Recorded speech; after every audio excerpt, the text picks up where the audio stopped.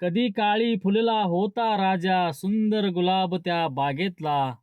हो, अगदी गुलाबाचंच आपण बोलतोय. सौंदर्य फार काळ टिकत नाही मित्रांनो. टिकतं ते आपलं नाव, टिकतात आपले गुण. त्यामुळं फार आपल्या सुंदरतेवर घमंड करून चालणार नाही.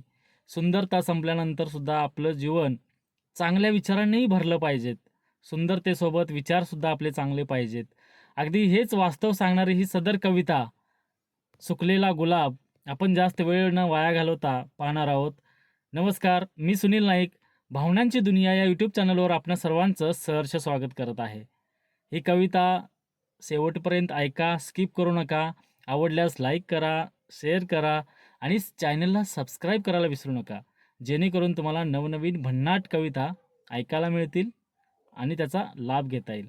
चला तर कविता सुरू करू. कधीतरी फुलला होता राजा, सुंदर गुलाब त्या बागेतला. कधीतरी फुलला होता राजा, सुंदर गुलाब त्या बागेतला. कहाणीत त्याच्या सुगंध ताजा, हिरो तो प्रेमभऱ्या दुनियेतला. काळ फिरला, वारा बदलला. काळ फिरला, वारा बदलला, ओलावा हटला, आली धुरकट. काळ फिरला, वारा बदलला, ओलावा हटला, आली धुरकट. उन्हात चुबणाऱ्या काळजाला हळूच रंग आला फिकट. जग म्हणालं, काय उपयोग? जग म्हणालं, काय उपयोग सुकलेल्या या गुलाबाचा. जग म्हणालं, काय उपयोग सुकलेल्या या गुलाबाचा. फुलाचा मात्र मनी संजोग, संपला नाही प्रवास वाळवंटाचा. कधी काळी सुकलेल्या पाकळ्यांनी जपलं होतं एक सुंदरपण.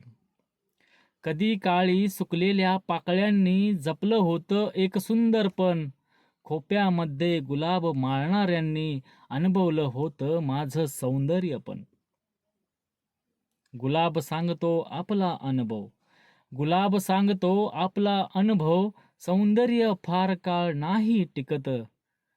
फेकून द्या जुने विचारांचे घाव. तारुण्य फार काळ नाही टिकत. मी सुकलो हरलो नाही अजून.